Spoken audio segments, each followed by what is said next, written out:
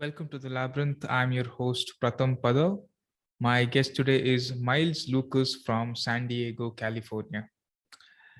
He is a certified Wim Hof breathing method instructor and a Brazilian Jiu Jitsu black belt instructor. In addition to that, he's also an ice bath coach. If you find this podcast useful, don't forget to like, share, subscribe, hit the bell icon, and leave a comment below. And also, don't forget to join the community. I hope you enjoy this podcast.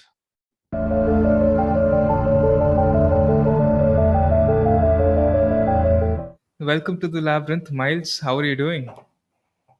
Fantastic. It's morning here, so getting the day started. Yeah, you're just starting with the day, and I'm ending mine over here. That's it. That's Yeah. it.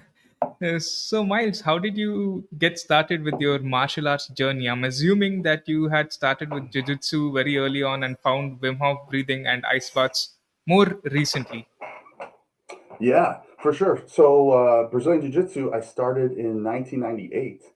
I was in my 20s, but it was around the time the UFC became popular, and we just used to have a couple of drinks and go outside in the backyard and see what we were all made of.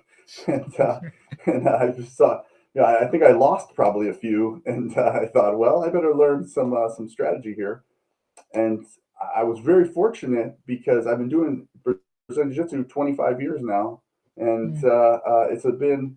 it's quite that's quite a bit longer than most people, and it's just martial arts in general, as you probably know, just gives you so many lessons for life, and that will transcend all these other areas of your life about resilience and a lack of ego and all this great stuff. And so now we have a worldwide Brazilian Jiu Jitsu community that anywhere I go, essentially in the world, I can sort of look up who's doing Brazilian Jiu Jitsu around the town and meet new friends. And people are always very gracious and offer their gym and let me in that it's been incredible.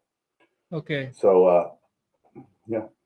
Has practicing Jiu Jitsu changed you as a person mentally? Oh man, I mean the so jiu-jitsu is one of those few martial arts that you can spar or you can kind of test out your ability at nearly 100% because the majority of it isn't striking. While there is some striking in there, the assumption is that your opponent is so much bigger than you that strikes wouldn't really even be that effective. So you're using leverage and these things, and so we can just go after each other, even in a room full of strangers, people I've never met. I can do an hour or even more of jujitsu and get to wrestle 10, 12, even more people, and it is nearly the full human experience as far as emotions and movement in that hour. So, yeah, changed me as a person. I think the biggest one is that what I mentioned that earlier, that lack of ego, just knowing that there's always bigger, tougher people out there, and just constantly reminding yourself to be humbled and to treat people as they are, and really look at people from a lens of perspective of like exactly how you are. This is how I'm going to expect you to be, and I don't have any preconceived notions about your job or your fluency or anything. It's just like you get to see sort of the real human spirit right there Mm. across from you, and you see how hard they can work, and you see how bad they sweat, and how whatever difficult or easy it is for them. So yeah, I mean, to me, Brazilian Jiu Jitsu is just a wonderful test of what our capability is mentally and physically, and then that's where the Wim Hof method came in. This is an improvement on what we can do mentally and physically. So to have the best test, which is to me again Brazilian Jiu Jitsu, and then to have this tool, which is one of the best ways to improve yourself mentally and physically, and you can see how it works. You can see the benefits that it has. Fascinating. You had earlier mentioned that you started jiu-jitsu when you were in your 20s. Is it possible Mm. for a man to learn martial arts much later on, maybe in his 30s or 40s? My goodness. Well, one of my good friends, he started in at 55 and still Oh, got his black belt. So it takes oh, about 10 years to get your black belt. He got his black belt at 65. And wow. so, man, I mean, the point of Brazilian Jiu Jitsu is to be able to be able to go up against somebody much bigger than you, much stronger than you, and be able to manage that encounter safely. So, I mean, it is really for all people of all ages. And one of the awesome things you learn how to do in it too is that you learn how to fall. Mm. So as you get older, falling could be like, I mean, it could literally be life and death for some people as you get older and older and older. So, a kind of a fun thing that we're going to do because I'm essentially an expert in falling because I've fallen. We train it all the time. Um, I'm teaching a seniors tumbling class. So this will be like senior level retirement age. We're going to get on the mats and roll, and I'm going to teach these seniors how to fall appropriately and not break a hip and not break their wrists. And I think that's one of the cool things that I kind of took from jujitsu that I plan on sharing with others for every age. I mean, we are going to have well, hopefully we have 90-year-olds in this, and I'm able to share some falling tips. Fascinating. That seems very practical. and how did you and how did you discover Wim Hof breathwork? Oh, so on Joe Rogan's first podcast with Wim Hof, you just hear him. He was a fascinating fella, and he starts breathing right on the show. And I did some breath work right along with him. And I didn't know this at the time, but I have one of the worst lung capacities humans can have. I just have like a very shallow lung capacity, and this stuff was incredibly effective for me, very in the very beginning, and probably more effective for me than most people because of that reason, because of the shallow lung capacity. And so, man, I saw the benefits right away. It changed everything. I mean, if to this in its simplest form, when you're tired, when you're exhausted, when you're lethargic, when you don't have energy, energy is in the air. Here it is. It's in the air. It's everywhere. All you have to do is know how to process it, and all of a sudden, it's in you. And so it's so dead simple that that's a that concept. And whenever you get tired for any reason, man, if you know how to massage the pump and make the gas flow, and put your foot on the accelerator, which is your lungs, then you can have energy, which is just incredible to me. Hmm. I think a lot of people discovered Wim Hof through Joe Rogan's podcast. 2 years ago, I didn't know who Wim Hof was, and I was listening to James Nestor on Mm. on Joe Rogan, and Nice. I had this weird issue. I don't know what's the cause of that. Maybe it's stress. I would go to sleep and I would wake up Uh-huh. in the middle of the night and hyperventilate, as in like, in the middle of the sleep. Wow. And I don't Yeah. know why that happened. And I thought, okay, let me Yeah. try this Wim Hof breathwork. And I did that for a Uh-huh. couple of days, and it went away. I I don't know how Wow. that happened, but it went away. Yeah. Amazing. Well, it sounds like you were probably, that sounds like sleep apnea. That's what Yeah. happens with sleep apnea, right? Is you stop breathing for periods. And yeah, and then Wim Hof's neat because it's like a dumbbell curl for your breathing system. Mhm. You know, it's like going to the Yeah. gym, and it strengthens your breathing process nice and fast.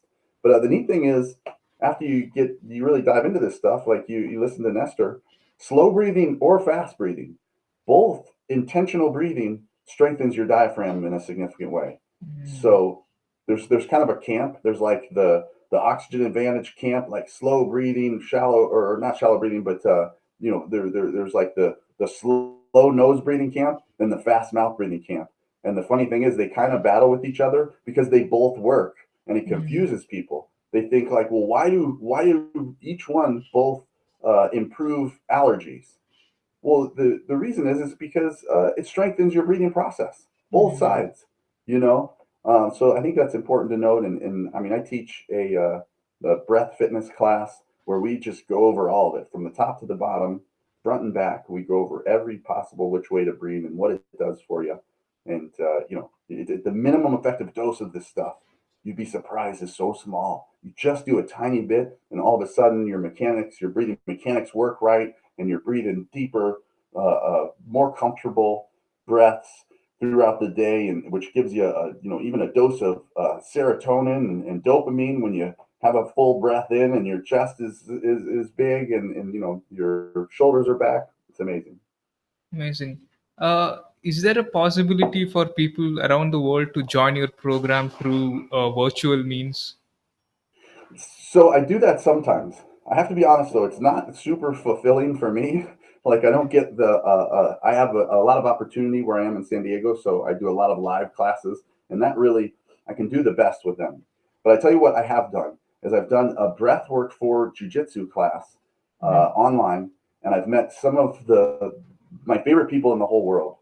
And so while I don't have any regular breathing classes online right now, just for that, I think that there's a lot of available stuff out there, and I think people should probably find live stuff to live people to do this with, so it kind of they get their all the nuances down, and they get kind of a group of people. I am Mhm. gonna reopen the breathwork for jiu-jitsu class just because it was just so fun and it's so unique. It's such a niche, right? Because you have to be only a Mhm. small percentage of jiu-jitsu people are into breathwork, and only a small percentage of the world are even into breath Mhm. work, so that will start, that will pop up. And we may even just change it to breath work for performance. So it's like a little bit more universal with sports. But yeah, if as soon as that starts get rolling, that'll be on my website, and people can join me from all over. Mm. I posted for Australian times, Indian times. I posted all over the place. So. Okay. Mhm. By any chance, have you met Wim Hof?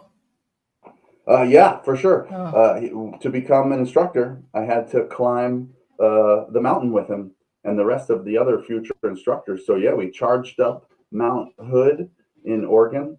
We went from 1,000 feet to 9,000 feet in about 3 hours. Charged right up it in our shorts. Just danced at the top. What else do you do when you're just being crazy? And yeah, it was pretty transformative experience. So he is everything you think he is. All the everything you see him on and everything. That's just totally how he acts all the time. He's just like a big kid, and he's always happy to interact and to get crazy with everybody. I had a fun little experience too. After we climbed the mountain, so there was 60 people total in this training, which is a lot of people. And then we're driving home, and we saw this waterfall off the side of the highway. It was like sort of probably doesn't exist all the time, doesn't have a name or anything. It was just, heavy condensation that week or something. There's this waterfall, 2 stories, like 30 feet at least. Shoot, probably 50 feet.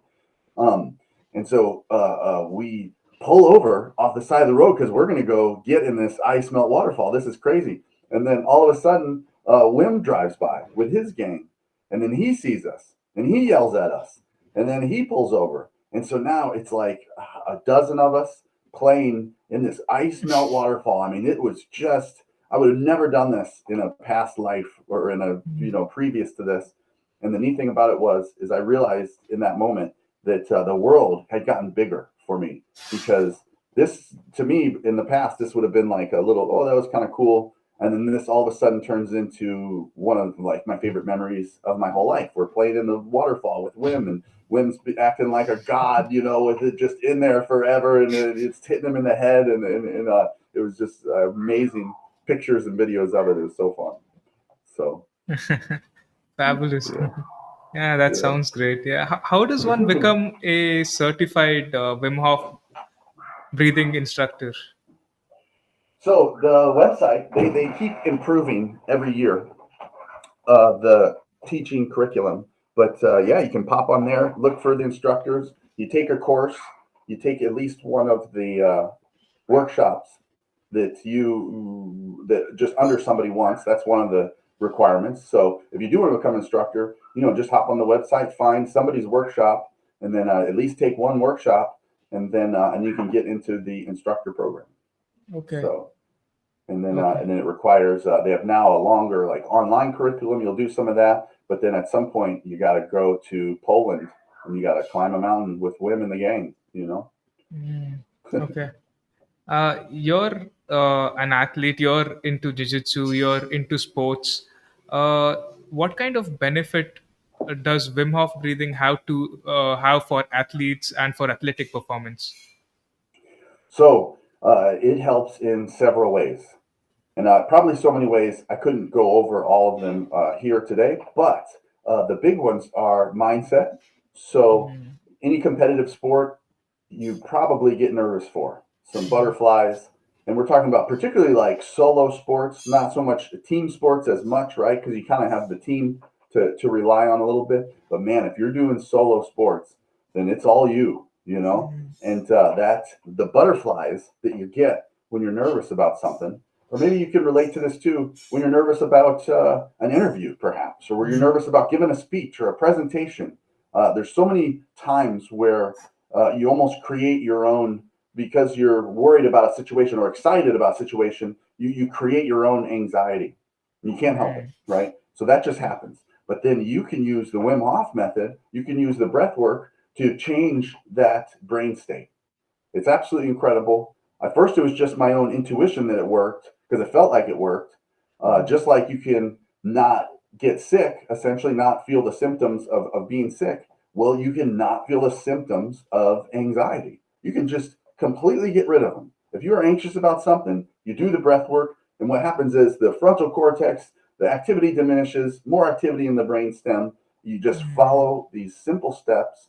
It has nothing to do with mental fortitude or anything like that. You just mm, follow the steps, and it's mechanical. And now you are disassociated from whatever that anxiety was. It's gone, and then that's a starting point. So then you can, you can be ready for your athletic endeavor. You could do another style of breath work. You could do more breath work to sharpen your focus, sharpen your memory if you need to.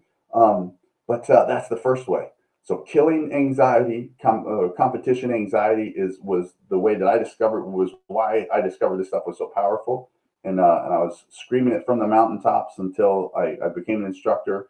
It was just so wild, and my competition anxiety was from jiu-jitsu.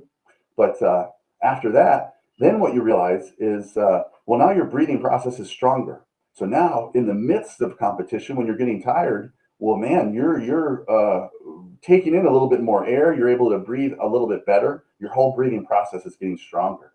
mm, And then you get to the point where it's so good that you can actually off gas too much CO2.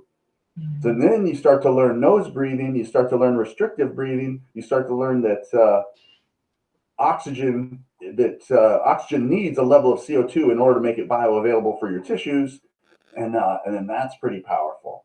And then if you get to the sprinting moments in your activity, your exercise as an athlete, not necessarily a Wim Hof style breath, more of a Rickson Gracie style of breath, which mm, is a forceful exhale, but just over breathing, because this is what Wim would tell us too when he's climbing up the mountains. He over breathes when he climbs up the mountains because the altitude's changing, and he's creating this interthoracic pressure, and he's creating a denser air pressure inside, and he's making sure he has lots of energy for if he has to take a sip of water, or if he has to. Sometimes he does this stuff without water, or if he slips a little bit and you get off of your breathing, right? He's always keeping this energy reserve. So a lot of people don't know that that you can create an energy reserve where you literally, you can hold your breath for a few moments if you have to, if you needed to move somebody, if you needed to mm. push, or any of these things. So for athletics, man, what the Wim Hof does is besides for get out of anxiety, it massages, it exercises the pump, the energy pump, right? And so now you can have more energy for your athletic endeavor. And Rickson Gracie would even say 40% improvement in athletics if you add some sort of conscious breathing to it, because it is just, I mean, it's literally the gas. So Yeah, hope that makes sense. yeah, it Yeah. does. And it's not just about the physical benefits. I guess it also has a lot of mental benefits, like you explained. Yeah. Yeah. And I mean, that's the beginning. Yeah. yeah. Wim Hof breathing is getting very popular, and I've been practicing it for a couple of years now. But through your Nice. channel, I've also discovered something called the Rickson Gracie breathwork, like you just mentioned. What is Mm. this? How do you practice the Rickson Gracie breathing method? Sure. Well, so for those that don't know, Rickson Gracie is kind of the most prominent martial arts instructor living today. Really, I mean, he is sort of the pinnacle of the Gracie family. They all agree, and the coach of Hoist Gracie when he won the first UFC, and he just has a wonderful mindset. He has a book out also called Breathe, Mhm. which is it guided so much of his life. But so to practice the one simple principle, he has many areas which you could practice. But the simplest and my favorite is forceful exhales. So in a Mhm. Wim Hof breath, you take full breaths in, you let go. When you let go, you have no air pressure in or out. If you're sitting up like this, you probably have about 40% of the air left or 30 around there. But that low 30 or 40 that's left is very powerful because that happens to be in the lowest part of your diaphragm, Mhm. likely, right? And so when you forcefully exhale, particularly through your teeth, through a little bit of tension in your jaw, a little bit of tension in your neck, you could even close your teeth down so when you forcefully exhale, you can feel your diaphragm, you can feel your lower abdomen flex. And Mhm. so that's very powerful. So what you're doing is clearing out the old air in the lowest part of your diaphragm, which happens to be where the most alveoli, where the best gas exchange is, and and you're creating a vacuum. So you're creating a vacuum to get more air in, and that Mhm. is, I would say, unintuitive. I had no idea about it. Even my Wim Hof instructor friends that I share that with them, the light bulb kind of goes up because it's really interesting. So you are forcefully exhaling, a vacuum is created, and now air rushes back in. So I just got a bunch of air to rush back in, but I didn't use any muscle or any strength to do it. So that is one of the principles of Hickson's breath work.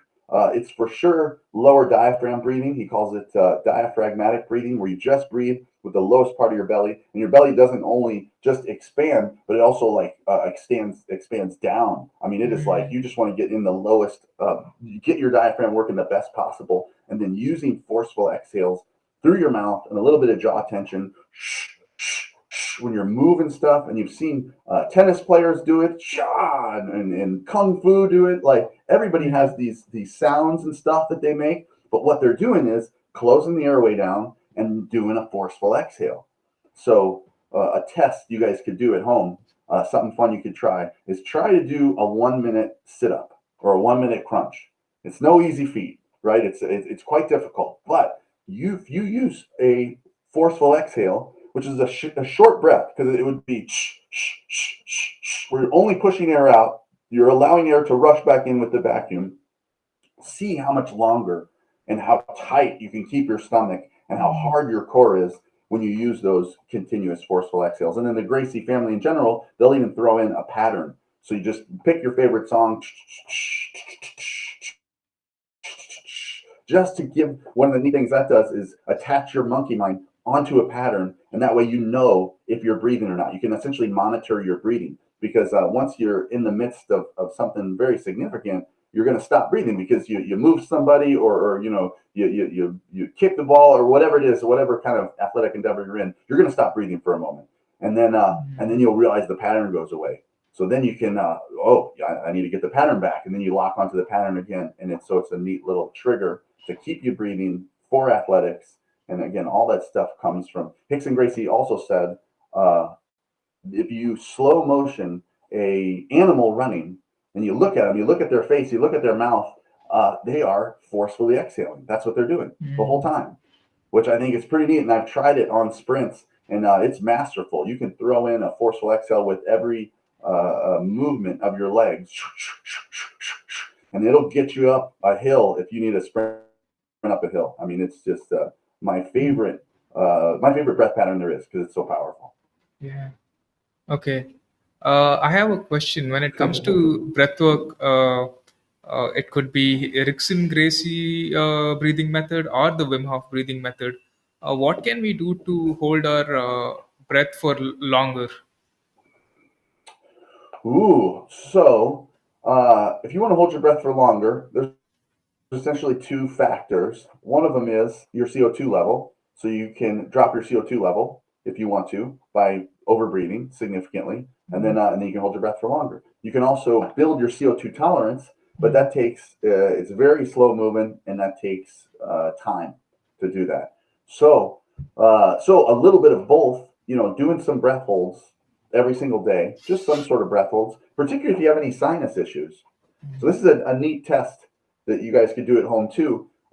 Patrick McEwen of Oxygen Advantage teaches a way to clear up your sinuses, and it's absolutely fascinating. You probably read this or heard this in the breath Yeah. interview with James Nestor. You remember this one? And so you pinch your nose, you hold your breath. But I'll give you guys one more. Is if you can hold your breath for about a minute, then that is usually a high urge to breathe if you haven't done any hyperventilation beforehand. So if you just sit there calmly in a dead silent room and hold your breath and do fast 20 counts in your head and try and get to like your third or fourth fast 20 count, what you're going to find out. Now, you're not moving at all. You're dead silent. You're not moving. You're going to hear suction cups. You're going to start to hear your sinuses clear up. And then you'll start to hear, you keep holding, you're going to start to hear suction cups in your ears. So everything is going to start to clear up. All the blood flow is going to go resolve from that erectile tissue. And then now you're breathing clearer again, which is super cool. So that's a fun way to get started in any breathing practice. And then you pick what is most comfortable, what tool is going to be best for you in the moment, and then now you have a breathing practice. Yeah. Uh, how can we fight the monkey mind in our head? Because that plays a huge role Ooh, when it comes to breathwork.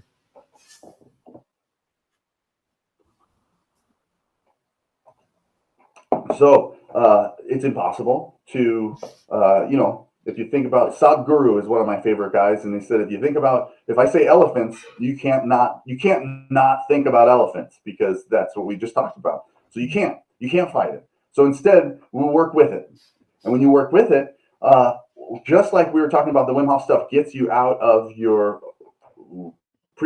frontal cortex. You can literally physically change the brain activity.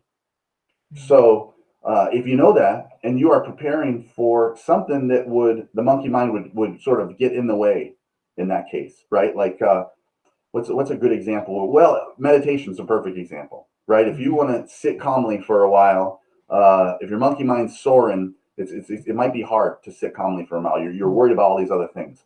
So you do some significant breath work. You start to get dizzy, right? You felt it before. You get dizzy. But what is dizziness? Well, dizziness is a layer of consciousness between conscious and unconscious, but also it's a disassociation. That's what dizziness is. You are here, I'm here now with you. If I hyperventilate, then I start to get dizzy. Then I essentially start to leave you a little bit. I'm disassociating from this activity that we're in. I may even need to put my hands down because I feel so dizzy. But so that's very powerful. What's happening is that dizziness is a disassociation which relieves my connection to outside influences, right? So now I am actually having more activity near the brainstem because now we're starting to get in this fight or flight mode from the hyperventilation. And all of a sudden, because of that more activity, now I have more focus on what's going on inside my body. So monkey mind is usually associated with outside influences. Your monkey mind's not racing about how your fluid movement is in your body. It's not like focusing on yourself. But what happens when we do this stuff and you follow any of these protocols, then all of a sudden the outside influences activity starts to diminish, and you've got all this activity on the inside near the brainstem. So now I can start to feel my heartbeat. Now I can start to feel my nervous system. I can start to feel what's twitching and what's not twitching, and where's electricity moving through my body if I'm doing significant breath work and I really got myself in kind of a little dose of fight or flight. So that's it, my friend. Don't worry about the monkey mind. You follow these mechanical steps. And we know from DMT Quest, you had my friend John Chavez on. We know we had brain scans several times now. Even since then, that was just DMT Quest 1. There's stuff he's doing for DMT Quest 2, where we had brain scans on a dozen people. And it's nearly unflawable that you just follow the steps and this stuff works. And so there you go. Monkey mind's diminished. You can get to a good place where you're more creative. You can get a good place where you're more meditative. I mean, to me, meditation is the result, and I got this from Sadhguru, but the result of what you've done beforehand. So you do these things, you get into a meditative state. That's it. You don't have to just sit there and try and get into a meditative state. No, you just do these things. You exercise a little bit, you do some breath work, you get over your fluids moving, and here you are. Now you're in this meditative state, and it's glorious. And you sit there for as long as you like. Mm. Speaking I of hope that's useful. yeah, speaking of DMT quest, have Yeah. you had a dreamy psychedelic experience as a result of breathwork? Ooh, so yes, and I think that's probably why they reached out to me is because breathwork is very. I have significant visuals when I get it, and I'll just describe it for you guys. I mean, it's very simple to me. I have meditated since I was a kid, not intentionally, but because I was a lonely kid and I single parent raising me, and I just lived with my grandparents, and I got to stare at walls a lot. Okay, so this wasn't intentional, but I learned how to really manipulate my mind and be very calm and sort of really tune in to this frequency of meditation, you might say. And so what happens when you do breath work? So now I close my eyes. I don't see much. I see just a tiny frequency. You see it too. I think we all see it. Particularly if you don't see it, you put a little pressure on your eyeballs, and then you're going to Mm. see this frequency that's a little bit faster than your heartbeat, right? Yeah. And then it's just like, yeah, right. I mean, Mm. you felt it before. It's just this energy and not energy is all it is. I don't even call it colors. It's just like Mm. a flash and not flash, and it flashes. So once you start doing breath work and you get into this real calm state, you do it. About 6 minutes is when it starts to happen. Then when your eyes, with my eyes closed, I start to see shapes start to waft into play, like a clouds moving, like a sky moving in fast forward almost. And then Mm. the shapes start to become recognizable shapes, just like clouds would, you stare at them long enough. And then the recognizable shapes will start to tell a story, almost like a cartoon. And you can just sit there, and if you stay in this state, you watch the cartoon and take in the data. And I don't really even try to interpret it. I just sort of sit there in awe as these creative ideas flow through. And if I have a creative problem that I'm trying to solve, then oftentimes I'll have some sort of revelation in those moments if I focus on just trying to a problem. Yeah. So is that a psychedelic state? I mean, it's I would say it's close to as good as one, and Mm. it's quite a bit more controllable, and you can snap out of it as quick as you need. And so that's the sensations and the journeys that I go on when I do breath work. Mm. You're a Wim Hof breathwork coach, you're a black belt jiu-jitsu instructor, and in addition to that, you're also an ice bath coach. Uh, how did that happen? Well, COVID, everybody's locked up inside and we can't go anywhere. And I started to get people asking me, telling me, like, hey, I liked what we did before. My wife wants to take an ice bath or whatever. And can you coach her through it?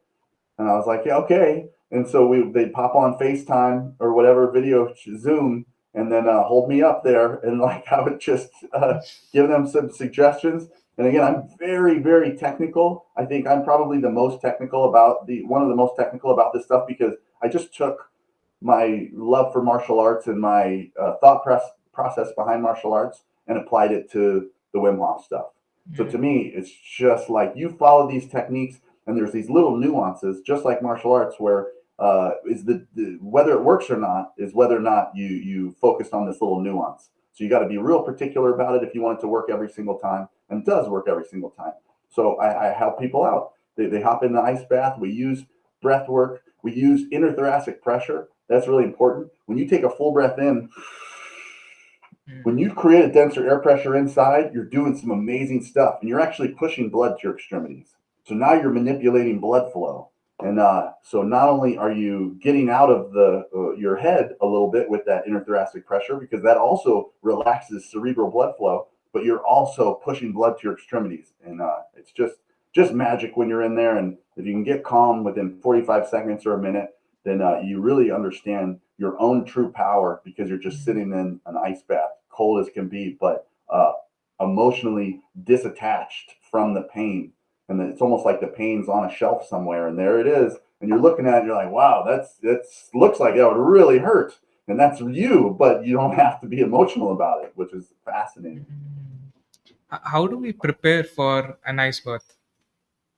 Mm. A few cold showers wouldn't hurt, but oftentimes an ice bath is more and is easier than a cold shower, because your shower's hitting you in different places and you're moving around in it.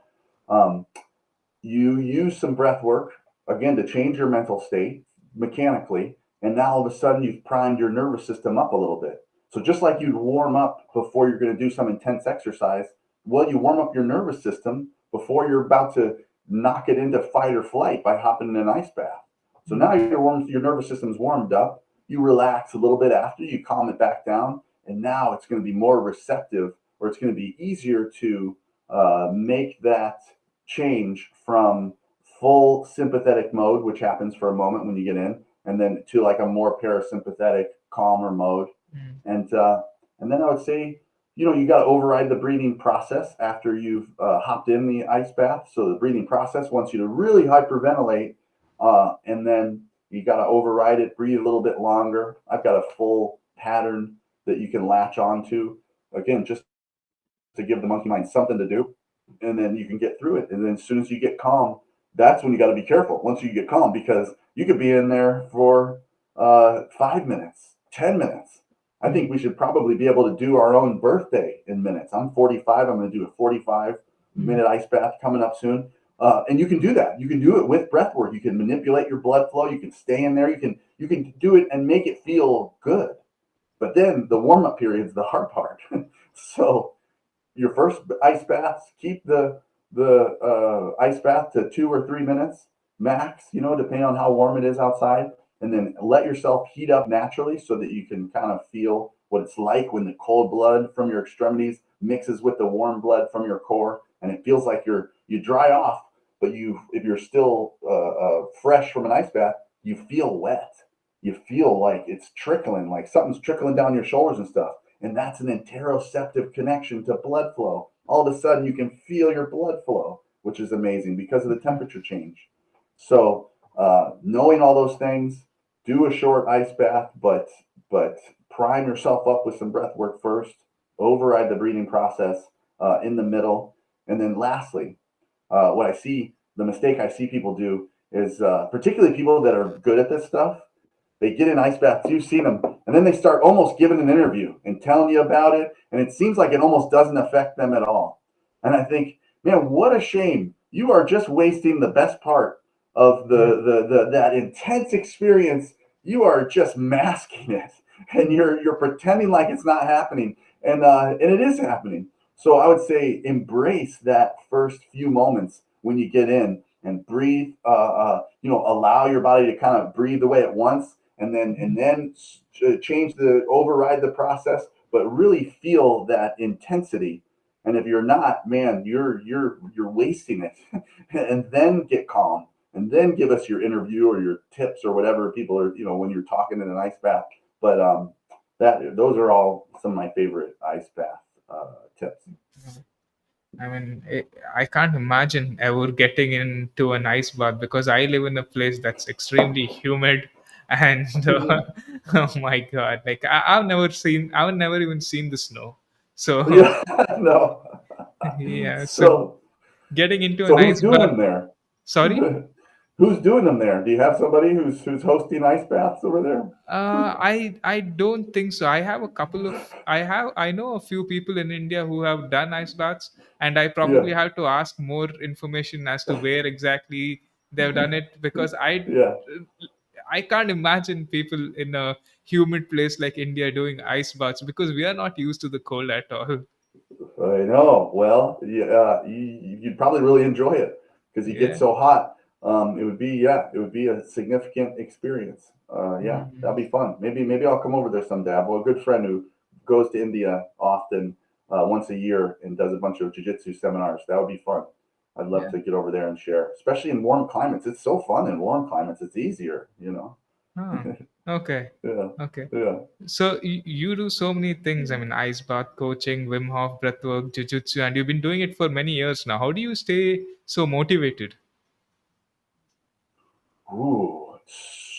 So the stuff that I do seems like stuff that the stuff that I teach is stuff that we should have learned when we were a kid. Mhm. You know, how to clear up your sinuses, how to feel better when you have allergies, how to sleep better. I mean, this would change. You learn this when you're a kid. This changes the trajectory of your entire life. Mhm. Because if you didn't sleep well, man, you didn't do well in high school. You didn't do well in high school. You didn't even go to the college that you could have gone to. You didn't, you know. Um, so I almost feel an obligation to share this stuff. I feel slightly insulted. Not that it was anyone's fault, you know, my mom's or my family's fault that I didn't learn this stuff, but I feel slightly insulted that humanity in general doesn't know this stuff. I mean, it's just when we're talking about uh, athletic performance, and you start with how you're eating, how you're sleeping, your exercise program. When you start with all these things, none of those matter.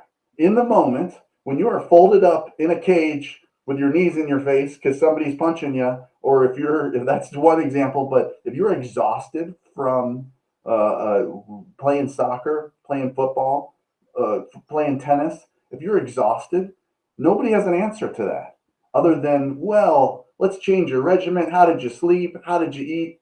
That stuff doesn't matter. I mean, it does, of course, but it doesn't matter in the moment.